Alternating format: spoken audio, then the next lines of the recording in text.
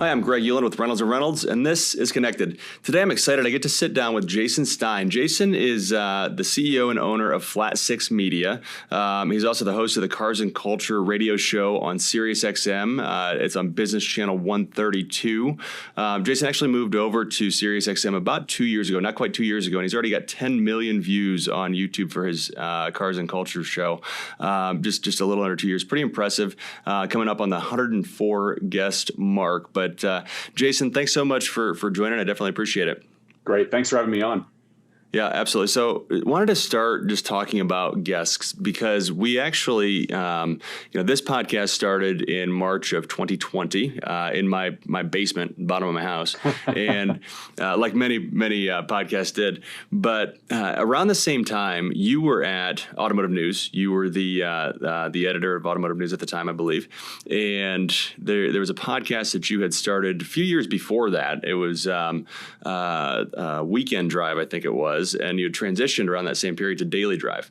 And you went, I don't even remember how many days straight of just guest after guest every single day. So wanted to start there and just talk a little bit about what that transition was like. And we'll get into where you're at today, but just constantly talking every single day and coming up with content.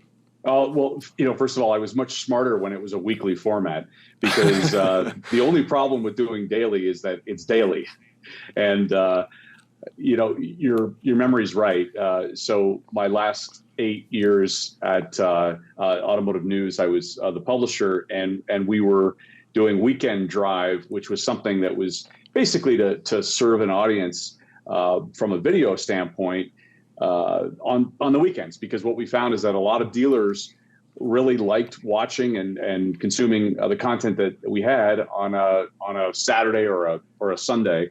And so we went into the studio, we built a studio, and we had guests in. It was wonderful. Sometimes there were 3 or 4 of us on set talking about various issues that were going on. But it was single issue focused, maybe 1 or 2 different things. But then, of course, March 2020 hits, and we have the commitment from our sponsors to have Weekend Drive on, but we can't get into the TV studio. So I thought to myself, in the midst of all this, how are we going to save the business, but serve the reader, or serve the audience, which was always the mantra.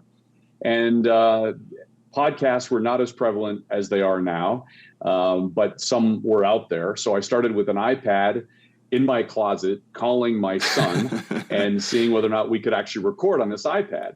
And sure enough, it was tremendously easy to do. It was, quite literally holding a phone up to the iPad and recording it that way. Fairly primitive technology, and boom, Daily Drive was formed. Several of our first guests. Well, our first guest was actually Luca Ciferri, who was the Italian correspondent. You might remember in March of 2020, Milan and that whole region was really the epicenter of all of it for Europe, long before it had moved to the United States. And Luca gave us a ground report, what life was like. And it wasn't so much about automotive as much as it was life during the first days of COVID, because, of course, the Italian government had taken everybody off the streets. It was a fairly chaotic, tenuous time. Well, then that transitioned to asking friends of mine in the industry. Jose Munoz, I think, was guest number 2. And he talked about how Hyundai was trying to navigate this world. And you're right. I think I stopped recording the daily segments at about 200, maybe 185. And that's when I said, all right, I need some help here. And Steve Smith, who was a member of our team, volunteered to do at least 1 day a week. So he would take Fridays or Thursdays, and I would continue to do the rest. Well, in the end, it was almost, year and a half. And we ended up talking to the entire industry. We talked to dealers, OEMs, suppliers. And I interviewed this guy named Elon Musk, who agreed to be on the program. And not only did he give me, these were typically 10-minute interviews, maybe 15 minutes at the outset.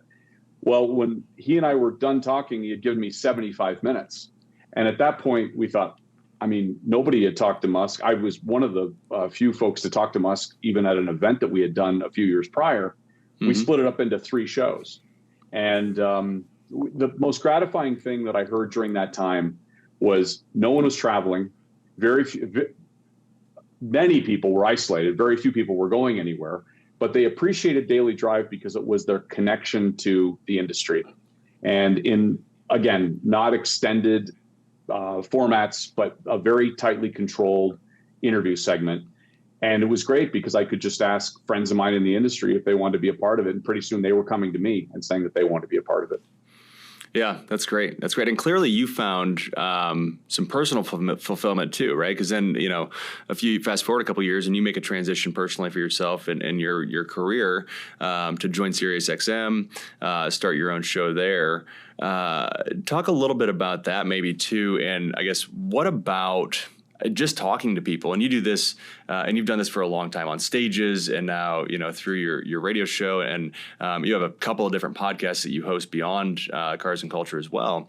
So you've done this for a long time, but what about that is so appealing to you? It seems like you're really drawn to that conversation. Well, it goes back to my the start of my career. Really, I was a freelance radio guy, pitching stories to the Canadian Broadcasting Corporation, CBC. And I grew up in Canada and really just wanted to be on CBC radio or CBC TV. It's incredibly prestigious platform. And leaving school, it was one of the only things that I wanted to do. And they gave me the opportunity to have a voice on the radio, and I did that. But then I applied for a full-time job, and they said, "Well, actually, we don't think you're that qualified." So I went into print journalism. And 20 years later, 25 years later, here I am coming back around with Daily Drive, which I was sort of back on the radio again, if you will, although in a different format. And then I started conversations with SiriusXM, and they really were intrigued by the idea of a show that focused on not just cars, not from a business to business perspective, but probably more of a personality perspective. And so that was the genesis of it. On a white sheet of paper, it was, well, can we talk to the athletes, actors, musicians, and business leaders, automotive business leaders, designers, marketers, CEOs, but let's talk about the passion of what they're doing. Let's talk about car culture. Let's talk about, and the beauty of the show is that we put an ampersand in there. So it is and culture. So the and is the key of it. Because we can talk to musicians and we can talk to actors, and that side of it was always appealing to me, because the one thing that I've always done throughout my journalism career is I've been a storyteller, and goes back to days when I was a sports writer, even long before Automotive News, and it was telling the story of sports, and it was telling, it was interviewing prominent individuals, and in this case it was in Indiana, and then that led into the car, piece of the story. And it was the tales, the personalities, the individuals. And all we're doing right now is we're documenting car culture, we're preserving car culture, but most importantly, we're highlighting the personalities that are around car culture. And that's probably been the thing, to answer your question, it's probably the thing that's drawn me to it, is that I can do all of the journalism that I did previously now in just a different format. And in a long form format of 45 minutes now, 40 to 45, as you know, you get the opportunity to really get to know somebody well. And so that part of it has been special, because we've heard some incredible stories throughout, as you said, 100 plus guests now. Well, and you've had some big ones. I was looking, because I can't say that I've listened to every single one of them, but I have tuned in quite often. And I mean, going through the list, Mark Wahlberg, Jimmy Johnson, John Elway, Chrissy Taylor, Toto Wolff, Jay Leno, Roger Penske, Rick Hendrick, Ernie Garcia. I mean, just like it's a laundry list of kind of who's who. And recently, well, maybe we can touch on it. I'll tell you, I had the opportunity to spend some time with and interview Mr. Hendrick down in Charlotte a few years back, and he's just a great person to talk to. And pretty much, I'm sure you would say this about probably everybody on this list that you get to talk to. It's like just genuinely good people that are interesting and care. Every one of them has been interesting, and every one of them care either about cars or the industry, or even just their own industry that they're in. And the beautiful part of the guests who we've had, and I would just cite the example of Guy Berryman, who's the bass player of Coldplay. And I think they just hit 100 shows on their current tour that they're on right now, global tour that started a year and a half ago. But Guy Berryman is great to interview because, okay, it wasn't just about the music. And actually, in his case, we turned it into a 2-part show because he gave me so much time. But it was about his role within Road Rat Magazine, which is a UK-based magazine. It's like a coffee table quarterly, really thick, great glossy paper, great writing, the whole thing. Well, I'm not just asking Guy about the latest album or about the tour or about his career in one of the biggest bands in music history, but I'm talking about his car collection, or I'm talking about how he loves to go to Le Mans, or the fact that he's the art director for Road Rat Magazine. And, he's the one that settles on the images that are in that beautiful magazine. So I think their guard comes down, maybe the bigger they get, because they're talking about something that they really love. And, Michael Strahan is another example. Of course, Good Morning America and Fox NFL Sunday and $100,000 pyramid or million, whatever it's, $1 million Right. pyramid, whatever it's called now, right? And yet he loved talking about cars, about the first car that he was in Germany when he lived there, and about the first car that he bought and what he bought when he became a New York Giant. So I think that part of the reason why this works, my recent interview with John Oates, he's not talking about his relationship with Daryl Hall. In fact, we didn't even really get into it. We talked about how he's such a huge Porsche guy. So there's so much to explore. And somebody said to me when I started the show, well, how are you going to do 52 episodes in a year? I mean, that's once a week here. How's this going to happen? Bottom line is, 2 years later, we're 3 months ahead in terms of guests, and we could probably fill 552 shows based on the number of people who we now know and who know us. Yeah, that's awesome. And recently, so the last handful, you've had Elio Castronovas on. That was your most recent episode you published. Right before that, Joseph Newgarden, who subsequently went on and won the Indy 500. So that's pretty interesting, right? He comes on the show, but he is, he's very prominent in IndyCar. You had James Hinchcliffe on. Hinch was on not too long ago. So I've noticed, and I'm assuming some of it's timing, but I'm interested to hear your thoughts. A lot of IndyCar presence recently. So just curious, because one of the questions I had for you was kind of where sports went from, right? So you ended up, if I read correctly, and just correct me if I'm wrong here, but you ended up in Salina, Ohio as a sports reporter, right? And then Fort Wayne, Indiana. So not two giant metropolises or anything like that, but I'm sure good readership base and passionate folks in those parts of the country. But it looked like you were kind of focused in on sports reporting, and then you it sounded like had some automotive exposure, like automotive retail exposure, and then it obviously flipped to automotive news, spent some time in Europe. But I was curious, where the sports went from, but it seems like the passion hasn't left based off of a lot of your guests. Yeah, it's not left based on that. And the first part of your question is, yes, we're thematically focused around having drivers or ex-drivers for the month of May for Indy. In the same way that last August, we spent 3 or 4 weeks focusing on Pebble Beach because we knew the Concours d'Elegance and everything going on with Pebble Beach. Well, now let's interview folks who are part of the Pebble Beach experience. So yes, that's organized and planned, and it's exactly what we want to do. And other big events, we try to gravitate, we'll get guests that gravitate toward the timing. I'm off to Le Mans next week. We're going to do a series of Le Mans interviews with all of the folks who are focused on that.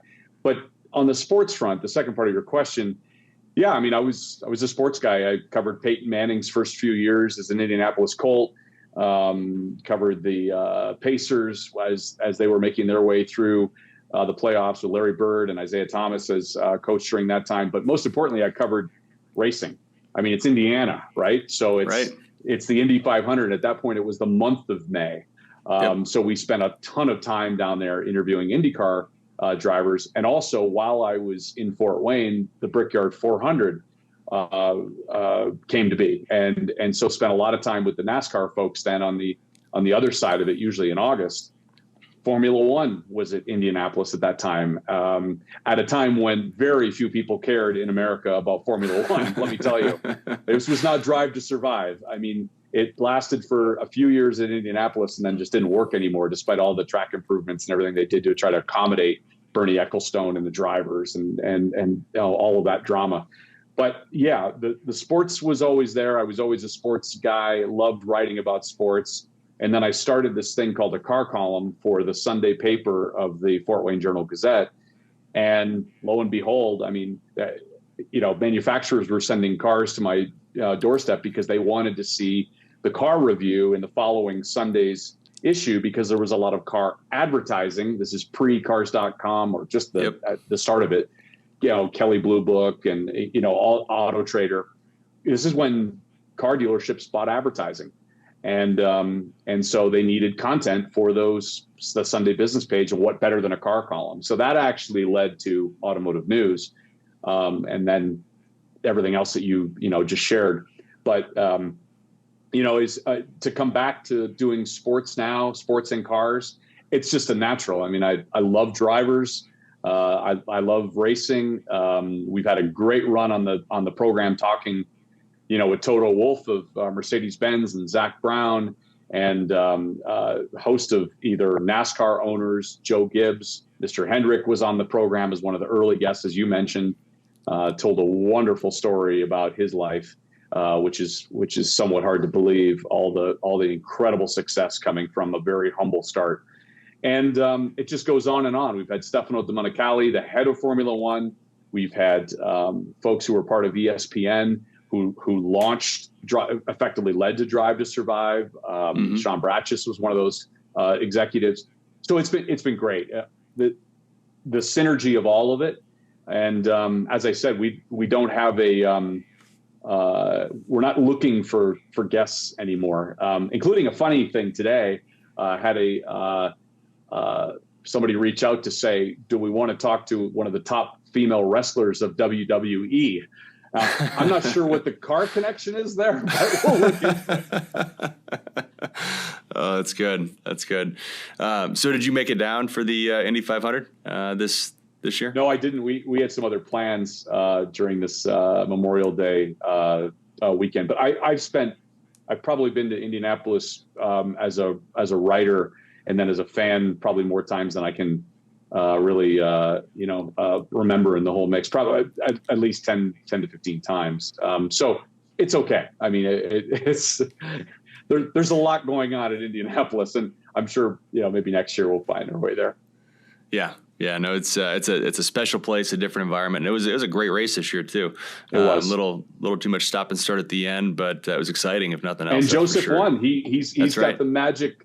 It's not a curse. I guess it's the magic touch of being on the program 2 weeks ago, and I couldn't have been happier. I mean, there were 33 potential drivers. We interviewed 2 of them, 2 active ones, and we were hoping it was either going to be Elio or it was going to be Joseph, and sure enough.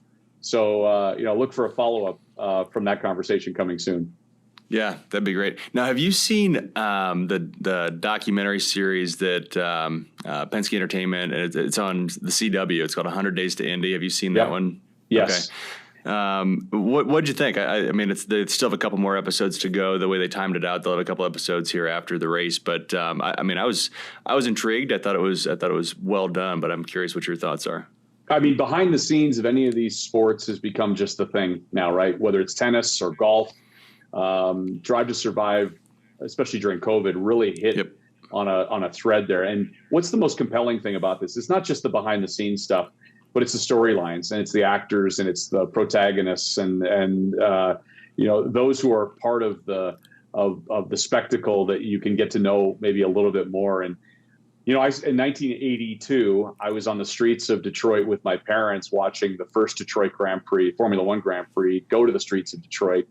And I'll tell you, the streets were filled with Brazilians and, Europeans, not many Americans and a few Canadians. And it was primarily a closed sport for a long period of time. And what happened when Liberty Media took over from, former Formula One ownership is they kind of pulled the ropes of the curtain back, if you will, opened the ropes and, removed the curtain to see who these guys really are. And the bottom line is that they're really interesting people, and they're interesting subjects to follow along, especially with the threat of any kind of angst or anger that goes on among these teams. And I think what IndyCar is doing now, and we talked to James Hinchcliffe about it, we talked to Joseph a little bit about it too, is it's doing the same thing. It's giving fans an opportunity to understand what life is like in the trailer and in the garages. And funny that many people have now, when you talk about other sports, have talked about how much they love the golf Netflix piece. And if you're a fan of the sport, you just want more of the sport. And we've seen it with, ESPN has done some things during training camp with the NFL as well. And I think you're going to see more of this because it's truly reality TV, because it is real. And sometimes you see things that you might not expect. And I think IndyCar is doing exactly what it should do, especially with how competitive IndyCar is right now. I mean, so little separation between the top teams and the bottom teams, unlike Formula One, which has basically 2 or 3 teams that are dominating now. Yeah. Yeah. Well, and it shows too, because you're starting to see some, I would call them rivalries really start to emerge and develop. And there's some excitement there, right? With the tension between the individuals, between the drivers, where, there's, you can sense it, you can feel it. And then those shows help, amplify it for sure. But then you watch it on the track and you go, I wonder, right? Like, does that have? Right. Well, I think these guys are all family, off the track, and they're all fierce competitors on the track. Yeah. And I think what happens is shows like that really amplify and of course, why wouldn't they? It's all ratings and it's all, it's made for TV, as they say, right?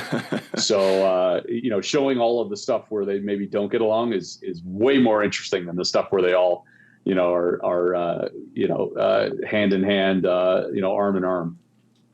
Yeah. Do you think it's always been that way? So I'm curious, you've been doing this for a while from just a sheer creating content perspective, right? Whether it's journalism, whether it's entertainment, whether it's a blend of the two, whether it's presenting to a giant room full of people. You've been doing this for a long time.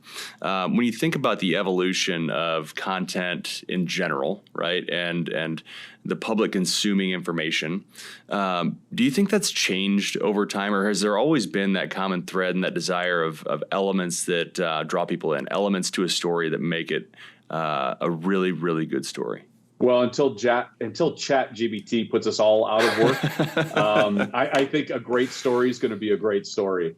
And certainly that was my case at Automotive News or in any of the other newspaper writing that I did prior to, or any of the interviews that I've done. Is I think people gravitate towards great stories. They gravitate towards personalities. They want to hear someone else's story. It's the human connection. It's the bond that exists. And so I don't think that part has changed at all. If anything, in a world that is where we are bombarded with information at all times, usually in little sound bites or little clips or Twitter-sized menu. Portions rather.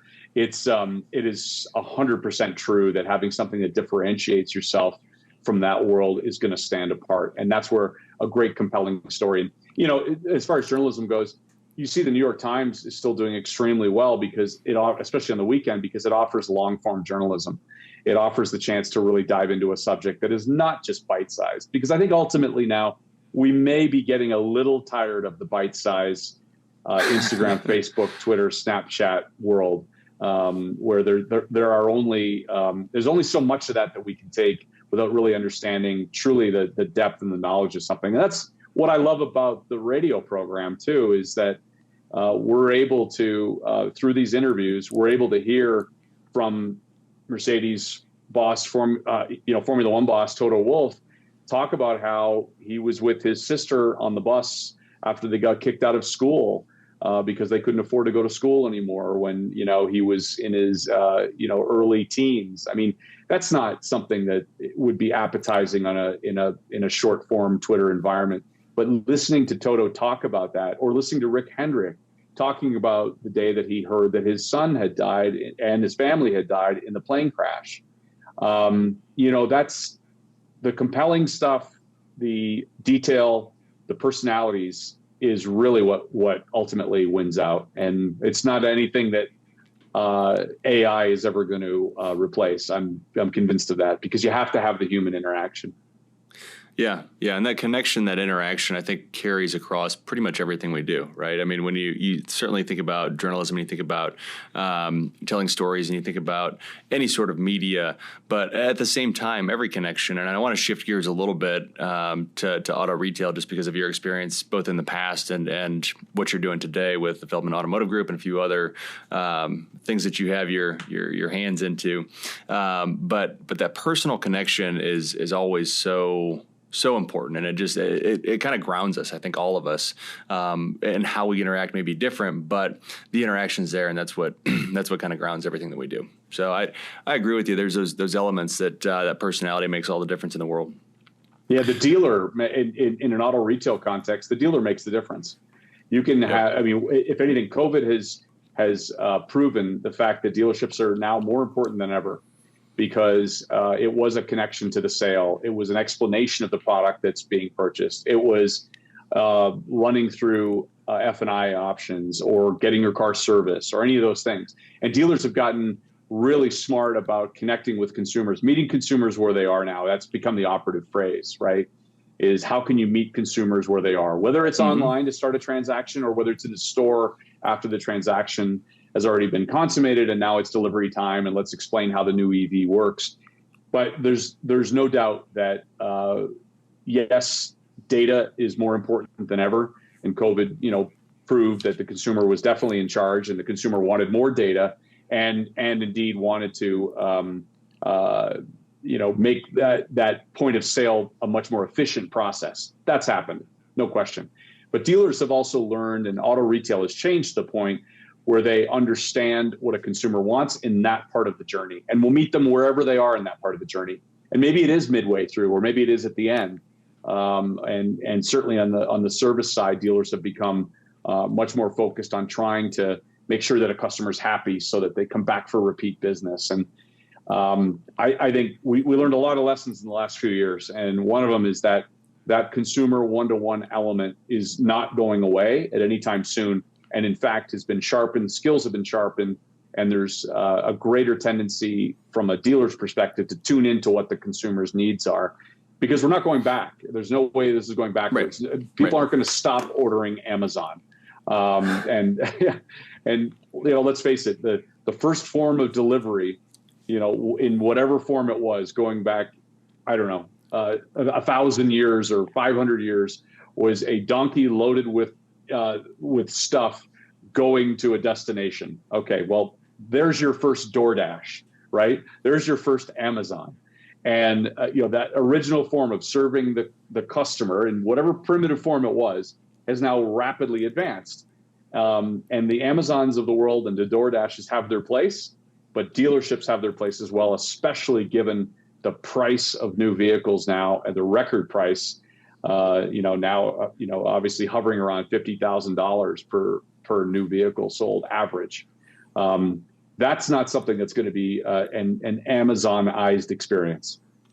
Yeah, you're right. And you think about, so you go back to your example of, the donkey loaded down, and I'd take it even a step further and say, when the wheelbarrow was first invented, right? There was probably a group of people in a town that said, oh my gosh, this thing's going to put us out of business. All we do is carry buckets of water from the river to the town, and that's our job. But now this wheelbarrow thing's here, and we're not really needed anymore. What are we going to do? But did it put them out of business? No, it amplified what they did. It made them better. It made them more efficient. It made them stronger and to be able to be a better contributor. Right. So that's something that I think about a lot. And I think a lot of us are focused on is where are those areas that dealers are really bringing value certainly to the consumer, but also to the manufacturer? Where are they adding value? Because that's where I think, the future kind of lies is how do you amplify the areas that you do bring value? But then also, what are those new ones down the road? Right. You think about in today's world, and, the dealer definitely brings value when it comes to financing. Right. They're kind of a broker. They arrange financing. They're a marketplace for aftermarket products. There's a lot of areas where they bring value, but identifying some of those in the future that are opportunities, I think, will be really important too. And products are not getting less complicated either. No. Right. So as the world does make its EV transition, however fast or however slow that is, there's no question that consumers need to be educated. you and I both hear probably the same things, that, potential new EV customers are saying, well, I don't know where I'm going to plug it in, and I don't know how to take care of the battery, and I don't even maybe know some of the functionality of this new vehicle. That's where smart dealers have really stepped forward and developed platforms on their websites, or developed in-house experts who can add the value of explaining range and product differentiation, and what does a road trip look like? Where are the infrastructure points? There's a way for a dealer to really work with consumers on a more one-to-one level to help them in this transition on a changing propulsion system, because it's not like we're just adding Apple CarPlay. This is a whole different mindset shift. It's an infrastructure shift. It's a propulsion shift. So what does that mean to consumers who might be a little weary and leery of the subject? So that's where I think the value added will definitely come in. And as things change, as over-the-air updates become more prevalent, as service changes, dealers can step forward and add the kind of value that you're in fact talking about. Yeah. And when you think about, you talked a lot about EVs right there, and I was actually talking with a dealer just last week. He's in Minnesota, and he says, I don't think batteries will hold a charge in negative 20 degrees. Like what is all this? How fast are things going to progress to the point where this becomes an immediate need for all of us, right? I think there's definitely pockets of the country where the infrastructure will be built faster, where demand will be higher naturally.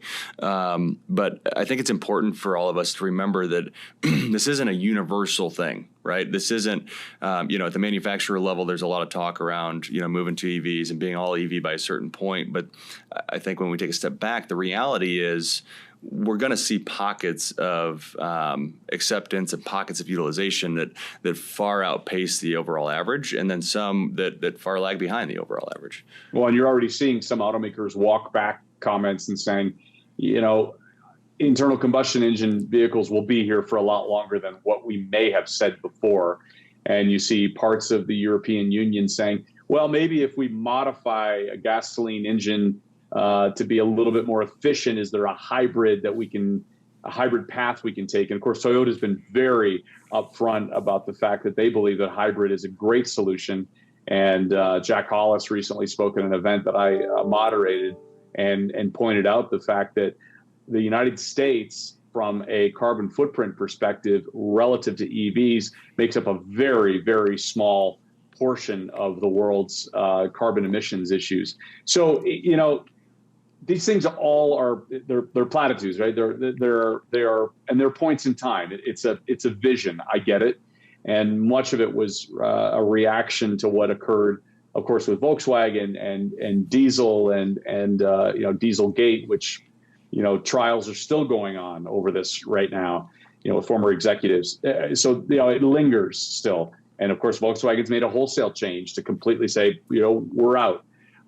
I understand why these things have occurred. I think getting the consumer there and getting the grid there, and having a situation where a California government or a Colorado government tells its citizens to turn off air conditioning or don't plug in their cars during hot summer months is not exactly leading to a natural evolution of having EVs all over the road next year. So that there are going to be improvements that are made. It's not a light switch moment. It is a dimmer switch, as in it's turning up very, very slowly. EVs are being accepted. Sure. There's also a price point to think about. There are incentives to think about. And for most, especially those in dense urban areas who live in condominiums or high rises, it's just impossible. It's just not possible right now. So, or at least it's not possible without a lot of effort, which is probably more effort than those folks are willing to put up with. So for now, it's a marker. It's a point in time. It's a vision. Will we get there at the pace that's been described? Probably not. Will we get there? Sure, probably. And there could also be something else that comes along in the meantime, which is always the often talked about fuel cell development, which makes just as much sense, if not more. So a little bit of, patience in terms of the fervor around all of this changing tomorrow. And I know a lot of dealers are very nervous about it. A lot of dealers are investing a lot of money right now, by the way, and hoping for returns. So there are many things to sort out on this journey. Yeah, and you had on I think the Full Throttle podcast, you had Daryl Kenningham on of Group One, and you were talking about the infrastructure required. Share a little bit, because you mentioned dealers investing a lot, and that is, I mean, that's something that's top of mind, right? And some manufacturers starting to require these things, whether it's in a redesign or in a new build. It's not cheap. Right, this equipment's not cheap, and this whole process isn't cheap. So talk about that a little bit too. I mean, millions invested by some auto dealers who I talk to at a pretty close level. They've got to do it. They have to meet the requirements. Manufacturers have said that they have to meet their requirements within a short period of time, and again, it's multiple millions, and that's to take a mainstream volume brand and to prepare it for the round of EVs that are coming. I just hope that the consumer follows. I mean, with that much investment, once again, dealers, the great entrepreneurs, are looking for opportunities. There's no question, but they also need to make sure that they get along with their manufacturers well. And so pushing on one side to demand that these changes are made ahead of the consumer being there, or a consumer who's not quite there, I think is causing a lot of friction between the two groups. There's always friction between the two groups, right? But that is certainly a pain point. And some dealers have had to get pretty creative. Whether it's solar panels that are on the rooftops, or whether it's partnering with a local authority to put in charging infrastructure. There are a ton of vendors and entrepreneurs who are out there who are coming up with solutions to these problems, and it's going to sort itself out as well. But yeah, the investment right now for a perceived return that's not quite there yet, I think is a little off kilter. Yep, I agree. And how much is going to change by the time that it can be brought back, right? Before you get that return, how much is going to change, right? Our charger is going to be different. Is more investment going to be needed? So it'll be interesting to watch for sure. For sure. Well, Jason, I want to be respectful of your time. I definitely appreciate you sitting down and chatting. And I know you're one of the busiest people that I think I know. I think you're everywhere. You're either on a stage, on a radio show, on a podcast, doing consulting work, something. I don't think you ever stop. So I really do appreciate you taking some time. But before we wrap, is there anything that we haven't talked about that we should? Anything you want to touch on that we didn't get a chance to? No, not really. I mean, I think this is a dynamic industry. I think it's ever changing. That's the part that was so appealing for me some almost 20 years ago when I first, dedicated everything I was doing to automotive. When those first cars pulled up in my driveway with the car column that was based out of Indiana, I didn't know what I was getting into. And, my neighbors thought that I was probably dealing drugs, I'm sure, because the volume of high level, high line, or even just, the volume of vehicles that was coming was pretty intense. And then I had a chance to kind of see what this industry was like. I was less of a sports fan when I was a sports writer. I'm much more of a sports fan now because I'm not living it, but I'm very much an automotive fan. And I think that this dynamic industry is never dull. The personalities are never dull. And the car passion, which is primarily what the XM show is about, is real.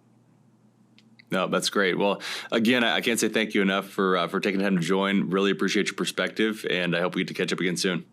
Great. Thanks for having me on. I appreciate it. All right. Thanks, Jason. Thank you. Well, that was a really fun conversation, a different conversation for us, but I really enjoyed it. Jason Stein is something else. He's got such a great background in our industry and beyond. Appreciate his insights. Everything he's doing right now with SiriusXM and the Cars and Culture radio show is fantastic. So again, I hope you enjoyed that conversation as much as I did. Before we hop off, don't forget, you can watch or listen to episodes of Connected on YouTube, Apple, and Spotify podcasts, and make sure to subscribe so you're notified every other week when new episodes are released. Thanks so much, and we'll see you in 2 weeks.